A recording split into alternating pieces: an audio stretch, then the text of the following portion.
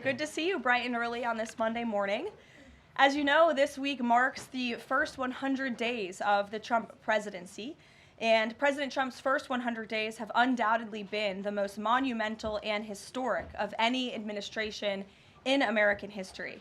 President Trump has already delivered on hundreds of promises he made to the American people, and we will continue to talk about all of them throughout this week.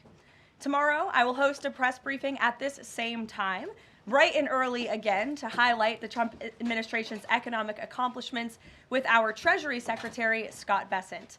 And tomorrow night, President Trump will travel to Michigan to discuss all that he has achieved on behalf of the American people. On Wednesday, the president will host an open press cabinet meeting where each cabinet member will discuss their success thus far and their plans for the future. Today, we kick off 100-day week with a focus on the president's historic effort to secure our southern border. Later this afternoon, President Trump will sign an executive order on law and order and another executive order on sanctuary cities. The first EO will strengthen and unleash America's law enforcement to pursue criminals and protect innocent citizens. The second EO is centered around protecting American communities from criminal aliens, and it will direct the Attorney General and Secretary of Homeland Security to publish a list of state and local jurisdictions that obstruct the enforcement of federal immigration laws. After these are signed, the president will have signed more than 140 executive orders already, rapidly approaching the total number signed by the Biden administration over the course of 4 years in office. Speaking of Joe Biden, it was his awful open border policies that recklessly allowed more than 10 million illegal aliens to invade the United States over the past 4 years. Innocent Americans like Laken Riley, Jocelyn Nungray, Rachel Morin, and so many others were viciously murdered at the hands of these illegal aliens as a result of Biden's dereliction of duty. That's why one of President Trump's central campaign promises was to secure the border and end this invasion. In just under 100 days, 99 now to be exact, the president has overwhelmingly delivered on that promise. America's borders are now secure because of President Trump. He has restored the rule of law, enforced our immigration laws, and defended America's sovereignty. The president immediately declared a national emergency on the southern border, deployed the U.S. military and Border Patrol to repel the invasion, and ended reckless catch-and-release policies. The results have been nothing short of extraordinary. Between President Trump's inauguration and April 1 of this month, only 9 illegal aliens were released into the United States, a staggering 99.99% decrease from the more than 184,000 illegal aliens who were released into the country under Biden during the same period last year. The number of unaccompanied illegal alien children arriving at the border has also hit a record low. Total attempted illegal crossings at the southwest border hit a record low in February, only to fall to another new record low again last month in March. Just listen to these incredible numbers. In March 2024, under Joe Biden, Border Patrol encountered approximately 140,000 illegal aliens at the southwest border. 1 year later, in March 2025, under President Trump, Border Patrol encountered just over 7,000 illegal aliens at the southwest border. That's another 95% decrease from the prior year. The first piece of legislation President Trump signed into law was the Laken Riley Act, which requires illegal aliens arrested or charged with theft or violence to be detained. President Trump also reestablished the successful Remain in Mexico policy from his first term to ensure that aliens who arrive at our southern border and claim asylum are returned to Mexico to await their hearings instead of being allowed into our country while they wait. The president has also restarted construction of his signature advanced border wall. More than 85 miles of new border barrier are already in various stages of construction and planning. And Border Patrol, in collaboration with the Department of Defense and the great state of Texas, have deployed 75 additional miles of temporary barriers across the southern border. The Trump administration, as you know, has also ended the disastrous CBP-1 app, which Joe Biden exploited to facilitate the migration of nearly 1 million illegal aliens into the country. The Department of Homeland Security has relaunched this as the CBP Home app to provide illegal aliens in the U.S. a straightforward way to declare their intent to voluntarily depart. For years, Joe Biden's weakness in open border policies allowed vicious cartels to functionally control, through a campaign of terror, rape, and brutal force, nearly all illegal traffic across the southern border. President Trump has put a stop to this in record time. He designated these heinous cartels as foreign terrorist organizations and invoked the Alien Enemies Act to immediately apprehend, detain, and remove these massive threats who have flooded our country with deadly drugs, violent criminals, and vicious gangs. The Trump administration is working 24/7 to successfully arrest and deport these illegal criminals and foreign terrorists from our communities. We are in the beginning stages of carrying out the largest deportation campaign in American history. Over this past weekend, it was announced that through Operation Tidal Wave, a joint effort between ICE Miami and Florida law enforcement agencies, nearly 800 illegal aliens were arrested during the first 4 days alone.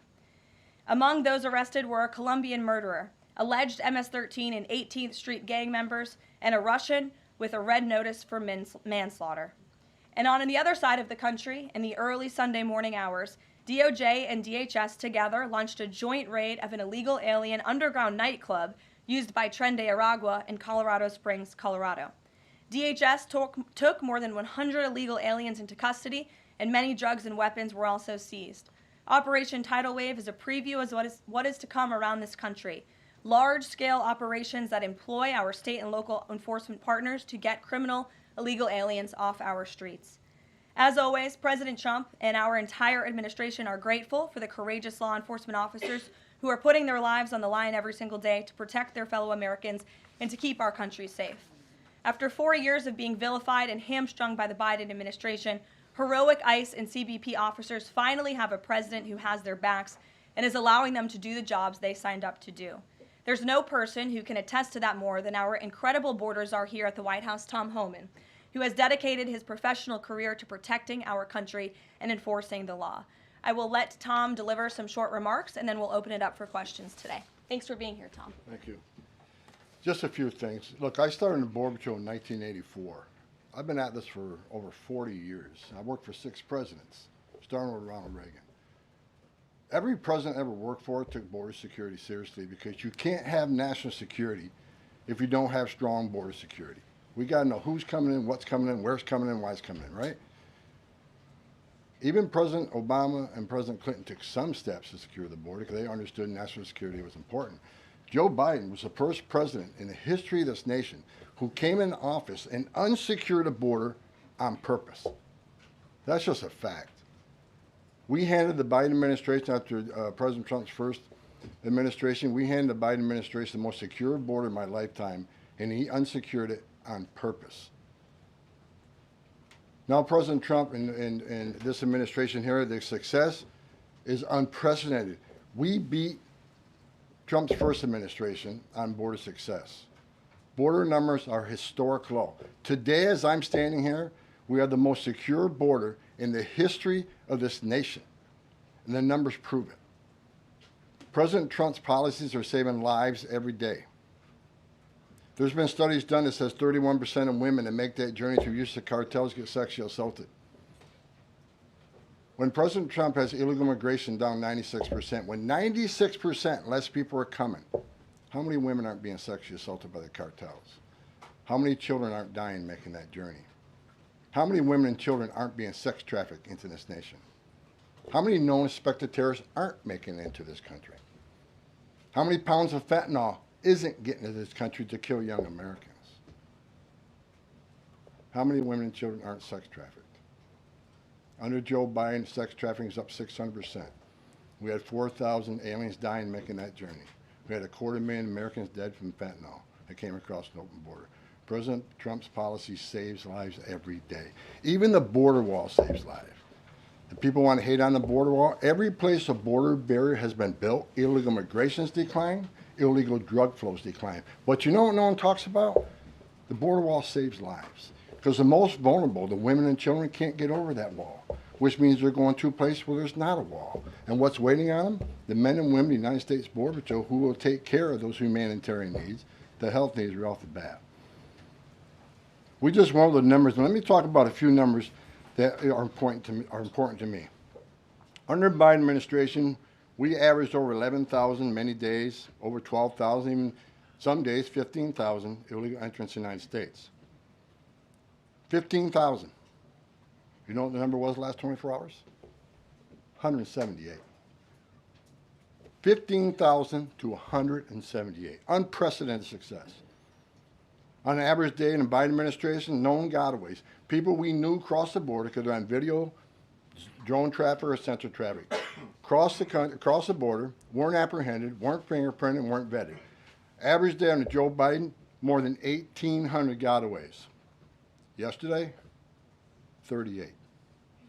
38 too many? We'll get that to 0. But we went from 1,800 to 38.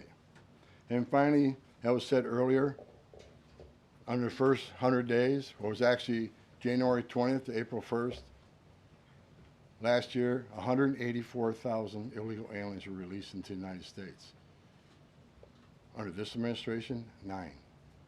4 of them were material witnesses in a criminal investigation. We need them here to testify in a serious criminal trial. 4 was extreme medical condition. We couldn't return them because they were in such bad shape. And 1 was a humanitarian issue. This is unprecedented success. The border secure. President Trump saving lives. President Trump has proven no one does this better than President Trump. There is no equal, it's not even close. So God bless the men and women of the Border Patrol. God bless the men and women of ICE who strap a gun to their hip every day, put on a Kevlar vest to not only secure our border and protect our national security, but the ICE agents in the interior, they're removing public safety threats and national security threats every day. While you're all sleeping at 2, 3 o'clock in the morning, there are men and women out there enforcing the law and making this country safe again. And we're going to keep doing it. It's full speed ahead. So I'll leave it at that. Awesome. Thank you, Tom, and thanks for all your great efforts. We do want to open it up to questions. If you have border-related questions for Mr. Homan, and I'm also happy to take any non-border-related questions. I'm happy to take border questions too, but Tom is here offering his time, so we encourage you to ask him questions. We'll start with our new media seat today. As always, Rogan O'Hanley, former Hollywood entertainment lawyer, I didn't know that, Rogan, who got fed up with the far-left ideologies of California and now posts conservative political commentary online for his more than 7 million followers across all major platforms. He joins us today from the great state of Florida. Why don't you kick us off today, Rogan? Thank you, Caroline. In Trump's first 99 days, we've seen a coordinated assault on the rule of law by radical judges who are thwarting his agenda with an unprecedented number of national injunctions. These judges are providing more due process to violent MS-13 and Tren de Aragua illegal aliens than they did for American citizens who peacefully protested on January 6th. As Stephen Miller has highlighted, it would be utterly ridiculous to have full trials and appeals for the more than 15 million illegal aliens that came across our border under Joe Biden. Many are now calling for Trump to circumvent these radical judges and consider suspending the writ of habeas corpus solely for these illegal aliens in accordance with the terms of Article 1, Section 9 of the United States Constitution, which explicitly allows for such a measure when there is a rebellion or invasion.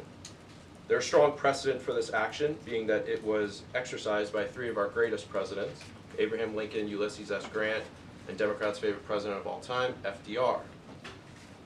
All 3 of which are not only celebrated by historians, but are immortalized on our national currency with their faces on there. Furthermore, all 3 used it against American citizens, where in this instance we would only be using it against illegal aliens. I think almost every reasonable American would agree that 15 million illegal aliens coming across our border under Joe Biden counts as an invasion, especially since many, as you highlighted, are now robbing, assaulting, raping, and killing American citizens. Historic assaults on our republic require reciprocal action from our government. Can you please let us know if and when the Trump administration is planning to suspend the writ of habeas corpus to circumvent these radical judges who are infringing on his Article 2 powers and to start shipping out illegals en masse?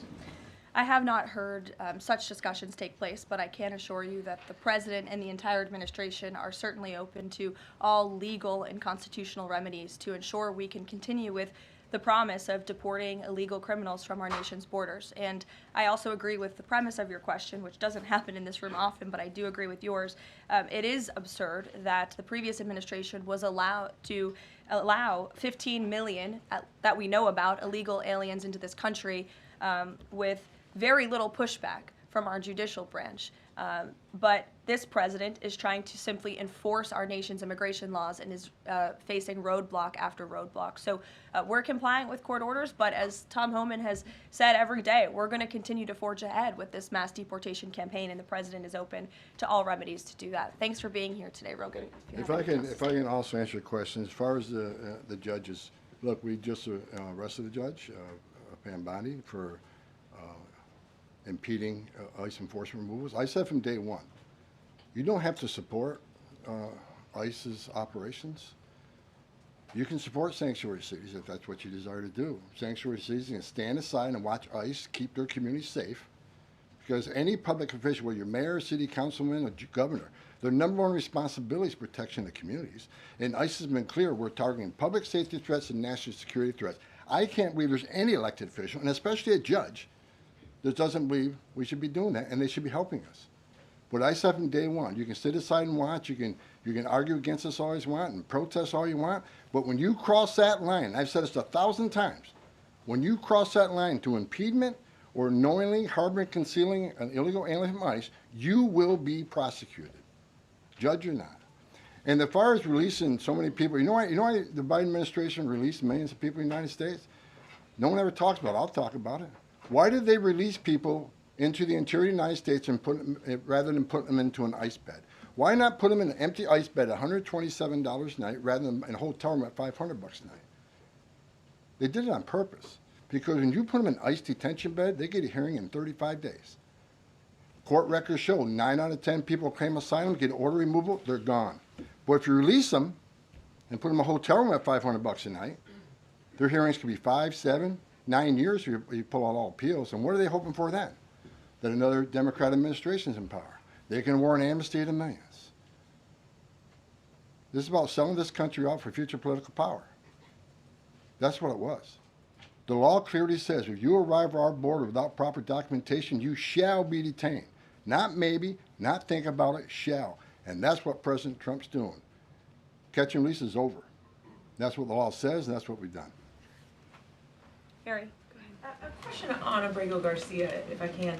The president recently said when it comes to facilitating his release, he's leaving that up to his lawyer. So just to be clear, have there been any negotiations between the U.S. and El Salvador over his release or facilitating his release? I will tell you what the president of El Salvador told all of you in the Oval Office. El Salvador does not intend to smuggle a designated foreign terrorist back into the United States. He is an El Salvadorian national. That is his home country. That is where he belongs. And the administration intends to comply with what President Bukele said of El Salvador. He does not intend to send that individual back. So that's a no. There's been no talks. What I have told you is that the president of El Salvador has made this quite clear. Kate. Karoline, can you tell us more about the meeting between President Trump and President Zelensky over the weekend? Did that meeting change anything? Did Trump leave that meeting thinking any differently about negotiations and next steps on this? Look, the president talked about this after the meeting himself yesterday when he took questions from reporters on Air Force One. He thinks that he is increasingly frustrated with leaders of both countries. He wants to see a permanent ceasefire. I understand Vladimir Putin this morning offered a temporary ceasefire. The president has made it clear he wants to see a permanent ceasefire first to stop the killing, stop the bloodshed. And while he remains optimistic he can strike a deal, he's also being realistic as well. And both leaders need to come to the table to negotiate their way out of this. And I do think that the president meeting with President Zelensky shows that he is exuding a lot of effort and time into this because he wants to be a peacemaker president, which he was in his first term. He intends to do that again. And this is an incredibly difficult situation and conflict that President Trump inherited from President Biden, who allowed this war to start in the first place, but he's focused on solving this problem. Does anyone have border questions? Sure. Okay. Thank you, Caroline. If border crossings are at a record low, why should it still be considered an emergency?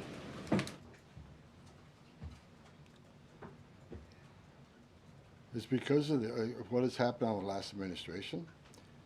We got to ensure that not 1 ounce of fentanyl comes across the border to kill Americans. The president has declared the cartels in Mexico a terrorist organization along with MS-13 TDA. They've killed more Americans than every terrorist organization in the world combined. It's an emergency till we shut it down. It's an emergency till the cartels are wiped off the face of this earth. President Trump's committed to saving every life. Now, I just mentioned gotaways, 38 yesterday. Who are the gotaways? Where do they come from? We had over 2 million gotaways under Joe Biden's administration. Why did 2 million people pay more to get away? Under the Biden administration, you pay a cartel this amount of money to cross the border. Cartel's job ends at the border. Just turn yourself in a green uniform. Get released in 24 hours. Get a free airline ticket to the city of your choice. Get a free hotel room. Get 3 meals a day. Get free medical care. Get work authorization in 90, 120 days, which is the real reason they came here. Why did 2 million people pay more to get away? Because they didn't want to be vetted. They didn't want to be fingerprinted. We've arrested over 400 people on the terrorist watch list coming across the southern border in 4 years. How many of the 2 million came? How many of the 2 million came from countries sponsoring terror? If you think it's zero, then you're ignorant. This is the biggest national security failure this country's ever seen. This is the border emergency until we end it, end all of it. We're making good strides. But right now, it's still an emergency until we shut it down. Go ahead. This is a question for Mr. Homan. Late last week, there were 3 U.S. citizen children who were removed with their mothers who were in the United States illegally. There have been a federal judge in Louisiana who was appointed by President Trump said that he was concerned that there was, quote, no meaningful process. Are you concerned that due process, at least for the U.S. citizen children, is being flouted and that the speed at which the enforcement is being done could lead to errors, as was the case in the Kilmar-Abrego-Garcia case? And then also if you could give an update on the deportation numbers under this administration and whether you're pleased with them. First of all, I don't accept the term error in Abrego-Garcia. There was an oversight. There was a withholding order. But things have changed. The facts around the withholding order has changed. He is now a terrorist, which is the withholding order set aside. And the gang he was fearing from being removed out of El Salvador no longer exists. So the facts around that case are totally different. I'll let the lawyers litigate that. But as far as the 3 USC kids, I'd said from day one that if you enter this country legally, it's a crime. If you remain in this country legally and you ignore a judge's order about deporting, if you choose to have a U.S. citizen child, knowing you're in this country legally, you put yourself in that position. You put your family in that position. What we did is remove children with their mothers who requested the children depart with them. This was a parental decision. Parenting 101. The mothers made that choice. And I tell you what, if we didn't do it, the story today would be Trump administration separating families again. No, we're keeping families together. So when a parent says, I want my 2-year-old baby to go with me, we made that happen. They weren't deported. We don't deport U.S. citizens. The parents made that decision, not the United States government. But I don't hear any questions about Laken Riley had a mother. She's never going to see her child again. Rachel Morin, she had 5 children. Those children are never going to see their mom again. This administration is doing the right thing. Every public safety threat we arrest from this country and remove them, this country is much safer. So parents will make a decision what happens to their child. Having a U.S. citizen child does not make you immune from our laws. If that's the message we send the entire world, enter the country legally. It's a crime. Don't worry about it. Get order removed by an immigration judge. Don't worry about it. No one's looking for you. And have a U.S. citizen child, and you're immune from our laws, you're never going to fix the border. People will keep putting themselves in harm's way. More women would die. More children would die crossing this border. We got a secure border by enforcing our laws. We're not making this up. We're enforcing laws under statute enacted by Congress, and it's the right thing to do. Can you give an update on the deportation numbers under this administration? Mr. Homan. What are you asking for? We just provided the Update on numbers. the number of deportations that have occurred under this administration, whether you're pleased with that. Last number I got was 139,000 deportation. Am I happy with the number? Numbers are good. Especially if you look at the ICE numbers. The ICE arrest removals are far beyond Biden. But I read the media. Oh, ICE, the deportations are behind Biden administration. Well, why? Because they counted border removals. We don't have 10.5 million people crossing the border. We don't have border removals. So Joe Biden could have deported 5% of his encounters, and the numbers will still be higher than us on the border removals because we have a secure border, the most secure border in the history of this nation. Compare apples to apples, ICE arrests and deportations are far more than Joe Biden. That's right. Caroline. Sure, go ahead. Mr. Homan, talking about the border wall, can you give us an update as far as how many miles are being built today And is Mexico paying for it, as the president said they were going to? Well, first of all, I'll answer that question because I already answered it in my opening remarks. To date, since January 1st, there's been more than 85 miles of new border wall construction in various stages of that construction and planning. The president has made it clear to Congress that we want to see more funding for not just border wall construction, but also to support our ICE agents and our Border Patrol agents who are on the ground facilitating with this mass deportation effort. So he's clear that Mexico is not going to pay for it?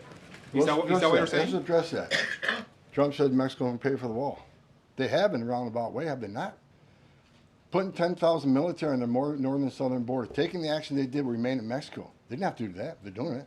Putting military on the southern border. Have moved illegal immigration to a record low.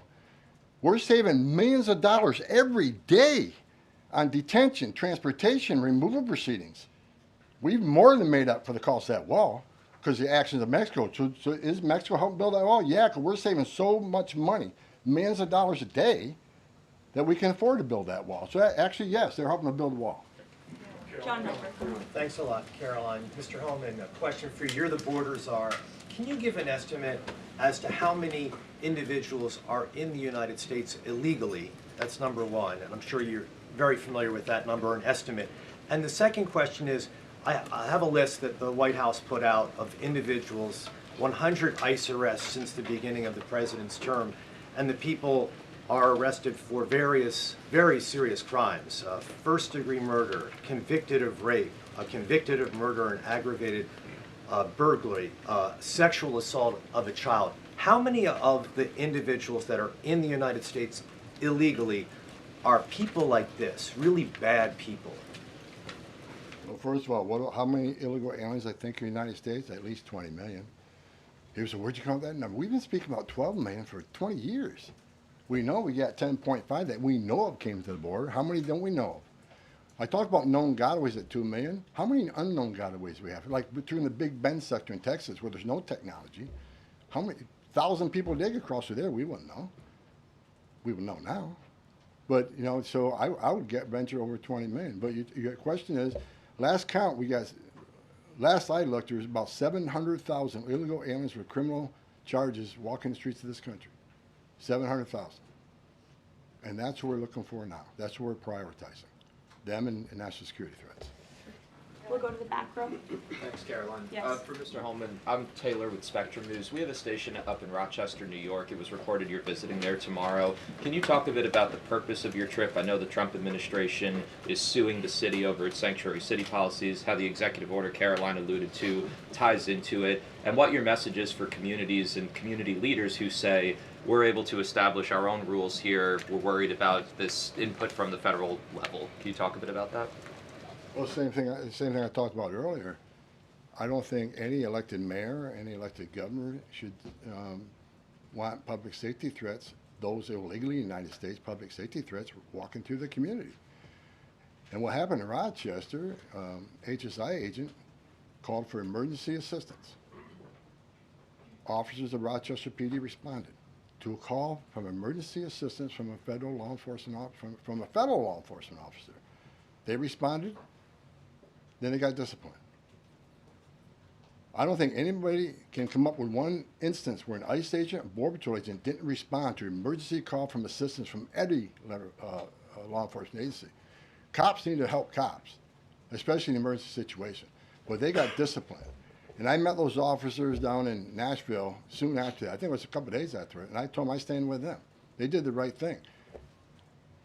Law enforcement responding to emergency assistance from law enforcement.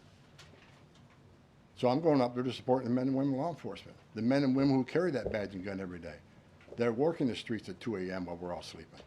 I'm going to give my support, and they just announced a lawsuit, and that's one of many. Sanctuary City is going to be sued on this administration for flouting immigration law. I mean, the law is clear, and they're violating it, and this administration is going to take actions. I'm going up there to show my support of men and women of law enforcement. I started as a cop, and the community. I'm showing support for them. Because the community wants their police officers to be officers too. The communities don't want public safety threats walking around their communities either. And that's what it's all about, and that's why I'm going. Sure. Mr. Homan, how close are you to housing migrants at U.S. DoD facilities like Fort Bliss in Texas? Well, we're already housing at Guantanamo. Fort Bliss is being ramped up, so in the very near future. I don't have a timetable because things need to be done, construction needs to be done. We're making sure the facilities are ready to accept. We're making sure facilities are able to care for the people. They're going to be detained, so I don't know the timeline right now. It changes every day because of various issues, but we're working on it. Are you intending to hold families there, including families with American citizen children? Family residential centers are for families. They're not jails, they're open-air campers built for families, which means they have child psychologists, they have pediatricians. And why family residential centers? Because we want to make sure that child is with a parent. Unlike the last administration who stopped DNA testing, who many investigations of children being smuggled in the country with some that wasn't related to them claiming to be a parent. So we're going to make sure children are with parents. We're going to make sure that's actually a family and that child ain't being trafficked. That's the main reason. Regarding the executive order on sanctuary cities, is the administration planning to pursue any more investigations or prosecutions like was done against the judge in Wisconsin against local officials? Well, we'd have to defer you to the Department of Justice, obviously, for specific prosecutions or cases against individuals. But as I said in my remarks, the executive order the President will sign later this afternoon does direct the Attorney General and also Kristi Noem, our great Secretary of Homeland Security, to provide a list of sanctuary cities in which local officials are not complying with this federal order and are not complying with federal immigration laws. It's quite simple. Obey the law, respect the law, and don't obstruct federal immigration officials and law enforcement officials when they are simply trying to remove public safety threats from our nation's communities. The American public don't want illegal alien criminals in their communities. They made that quite clear on November 5th, and this administration is determined to enforce our nation's immigration laws, and we're happy to provide the text of that executive order, and as I said, the President will be signing it later this afternoon. Sure. Excuse me, I want to talk about farm workers. The President said earlier this month that there could be leniency for some undocumented farm workers.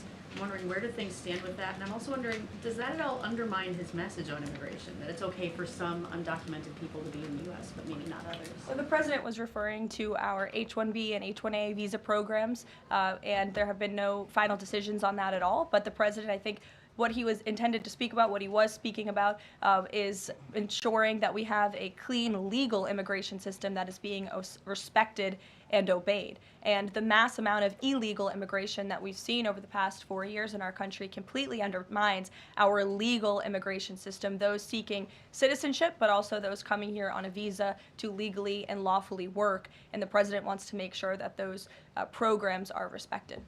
Reagan. Thanks, Caroline. My question is for Tom. Tom Reagan-Reese with the Daily Caller. Over the weekend, ICE arrested 2 illegal immigrants for allegedly stealing Secretary Noem's purse over the weekend.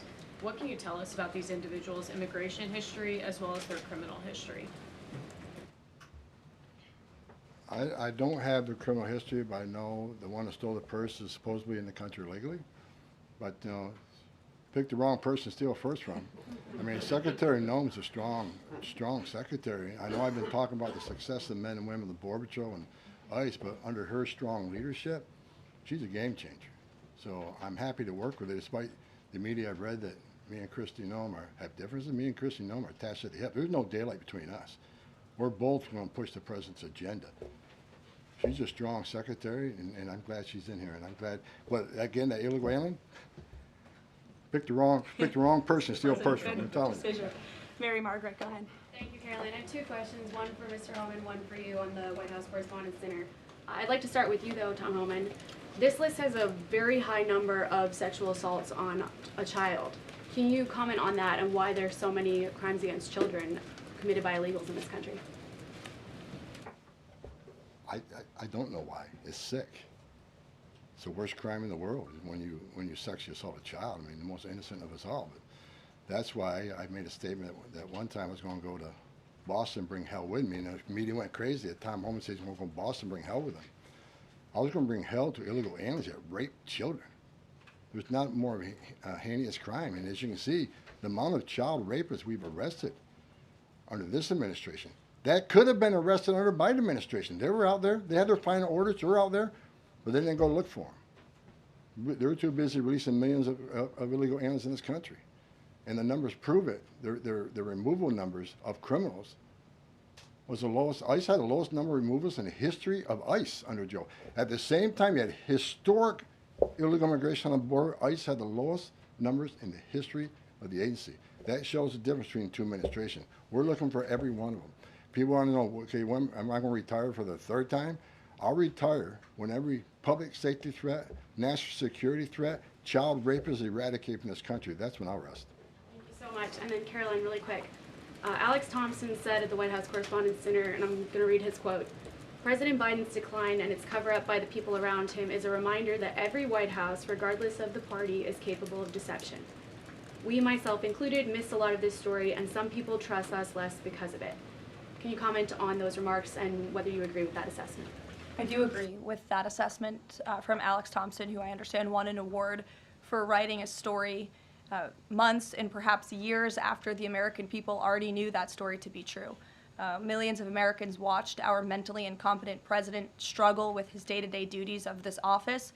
We watched our country be ran into the ground as a result, and nobody in the media wanted to write about that, talk about it. There were many reporters, I will say, right-leaning reporters who did talk about that, who didn't get awards, didn't get coverage. In fact, they were lambasted for their coverage. And I remember being on President Trump's campaign, talking about Joe Biden's clear mental incompetence and being accused by people in this room of manufacturing deep fake videos, trying to persuade the public into not believing what they saw with their own eyes for many years. And I think it's about time the legacy media finally admits that was one of the greatest cover-ups and scandals that ever took place in American history, and certainly it did contribute to the decline in the trust that Americans have for the legacy media. Peter, which, by the way, is why we've made many changes to this briefing room in this White House. It's long overdue. Peter, go ahead. Thank you. A few things. You guys arrested a Milwaukee County Circuit judge for allegedly helping illegal immigrants get away. As you guys look at other judges, would you ever arrest somebody higher up on the judicial food chain, like a federal judge or even a Supreme Court justice? Well, that's a hypothetical question. Again, I defer you to the Department of Justice for individuals that they are looking at or individual cases. But let's be clear about what this judge did. She obstructed federal law enforcement who were looking for an illegal alien in her courthouse. She showed that illegal alien the door to evade law enforcement officials.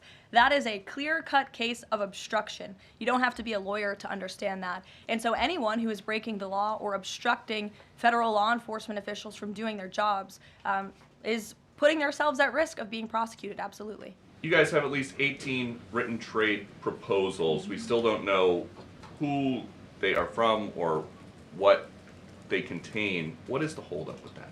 There's no holdup. We're working around the clock. The trade team is working all day. I was on the phone late last night with Secretary Lutnick. I was on the phone this weekend as well with Secretary Bessent. I mean, the entire team is working 24/7 to get these trade deals done. And I think you'll be hearing more about them this week. I don't want to get ahead of the trade team or the president in announcing potential deals, but certainly I can assure the American public that this administration is full speed ahead in cutting good and fair trade deals on behalf of the American worker. And one more. After the president's Truth Social post, the Browns finally took Shadur Sanders. Does the president think he deserves credit for Sanders getting picked? And does he think going to the Browns is better than being undrafted? Hey, I'm gonna. All I will say is the president put out a statement, and a few rounds later he was drafted. So I think the facts speak for themselves on that one, Peter. We'll go to the back row in the middle, to the blonde. Yes. Hello. President Trump has said that Secretary Hegseth will get it together. Does he think that Hegseth doesn't have it together right now? Look, the president has made his position on Secretary Hegseth quite clear. He absolutely has confidence in the secretary's ability to lead the Pentagon. It's why he nominated him for this position. It's why the Senate voted to confirm him in this position. And look at the success that DOD has had thus far. Their successful operation against the Houthi terrorists in the Middle East. You look at the recruitment and retention levels for all branches of our armed forces are on the incline, which is exactly what this president intended to do. Secretary Hegseth has completely wiped left out DEI from the Pentagon as well. And so he's going to remain focused on standing up for our war fighters, on implementing President Trump's peace through strength foreign policy agenda abroad, and the president supports him in his role. Sure. Many are wondering how these 10 or 20 million people are working. Is there some efforts to clamp down on employment because they're working somewhere to keep staying here?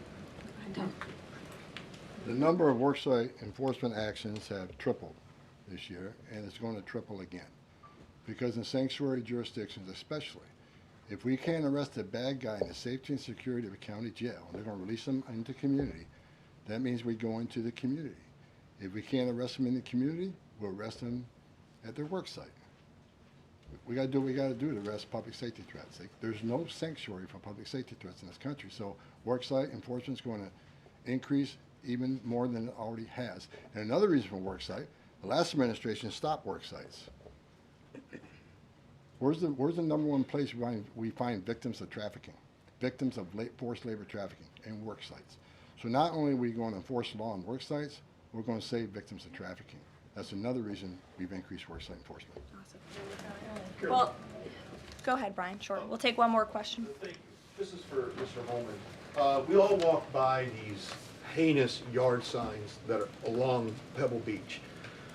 What is some of the feedback that your ICE agents are getting in the field from the community as they remove these individuals from their families, their neighborhood, their schools, or all the places in their community? What's been the reaction that your ICE agents have gotten from the people who live amongst these individuals? The morale of ICE and Border Patrol is at all-time high because they're getting to uphold the oath they took, and they're enforcing the law. Border Patrol and the Biden administration, I met with hundreds of them. They felt like Uber drivers and tourist agents. These men and women joined the ranks of ICE and Border Patrol to enforce the law, make the community safer, and protect national security. I hear it all the time. There's a lot of people in this country who don't like me. I don't care. But when I walk through an airport, I have many people walking up to me and thank me for what I'm doing, and I'm not taking credit for anything. The success of the border and immigration enforcement is President Trump and the men and women wearing that uniform. God bless each and every one of them. But I take a pleasure in seeing it because in 40 years of doing this job, people always want to say, why are you so emotional when you testify? Why are you so emotional on network? Because if they wore my shoes for 40 years, they'd understand why I'm emotional. I've talked to little girls as young as 9 years old that were raped multiple times by the cartel members. And when you get to your knees and you talk to that little girl and everything innocent and pure has been ripped from her, when you listen to the Lake and Riley, 17 minutes, that young lady fighting for her life, don't just think, okay, a young woman died. Think of how she died, the terror that she went through, and these children that are sexually assaulted. I stood in the back of a tractor trailer and 19 dead people at my feet that baked to death. Illegal immigration is not a victimless crime. And so every sick person we take off the streets, especially child rapists, it makes this country much safer. Every illegal alien we arrest, public safety threat, one at a time makes this country safer. But I got one thing I need to say real quick before I leave. Take your notes from you, Tom. Take my notes from me. I'm going to read it. I don't want any misinterpretation of what I'm reading to you. The registration requirements under 8 U.S.C. 1302. If you're illegal alien in the United States, this message is for you. You cannot hide from ICE. We're actively looking for you. Federal law requires every alien in the United States who has been present in the United States more than 30 days needs to register. For those 14 years or older, you need to be fingerprinted with the Department of Homeland Security. Federal law requires every alien in the United States to tell DHS in writing if you have a change of address within 10 days of changing that address. Failing to register with DHS and failure to tell DHS about your new address are criminal offenses, and they're going to be treated as such. Starting today. Make no mistake, if you're in the country illegally and you fail to do what the law requires, we will prosecute you, you will go to jail, then we'll deport you. Second law, penalties for failure to depart, 8 U.S.C. 1253. If you're an alien inside the United States who has a final order, this message is for you. If you have a final order, the Trump administration is committed to enforcing our immigration laws, especially for those aliens who have received final orders of deportation. There are currently around 1.4 million illegal aliens who have been ordered removed but remain here in violation of the law. We will aggressively prosecute, consistent with long-standing law, those aliens for failing or refusing to depart, or who takes other related actions aimed at hindering their removal. You cannot open the door, you cannot answer our questions, you cannot open your car door, you consider it to evade law enforcement. If you fail to leave the United States after receiving a removal order, we can and will issue monetary fines up to $998 a day. Evading your arrest, knowing you have a final order or removal, is a criminal offense. We will prosecute, then we'll deport you. Get your affairs in order. If you're in the country illegally, work with ICE, go to CBP 1 home app, and leave on your own. Because we have to find you, deport you, and prosecute you. You'll have a bar placed on you, and you won't come back to this country. You won't be able to come back on a visitor's visa, a tourist visa. If you have a U.S. citizen child, can't petition for you. If you're in this country, well, you get your affairs in order and work with us and get yourself removed from this country. That's what law requires, and we're going to enforce that law. Awesome. Thank you so much, Tom. You can get back to work now. Look, he's already leaving. He's got a lot to do, a lot of illegal immigrants to deport. But thanks, everyone, for joining us bright and early this morning. As I said at the top, we will do this again tomorrow to talk about the economy, which is another promise made and kept by the president. And I'll be joined by the Secretary of Treasury, Scott Bessent, 8:30 tomorrow morning. Today, the president is welcoming the Super Bowl champions, Philadelphia Eagles. If we have any Philly fans, that will be at 4 o'clock. And then the president will sign those executive orders I spoke of and a few others at 5 p.m. So we'll see you all later. Have a great day. Thanks, Caroline.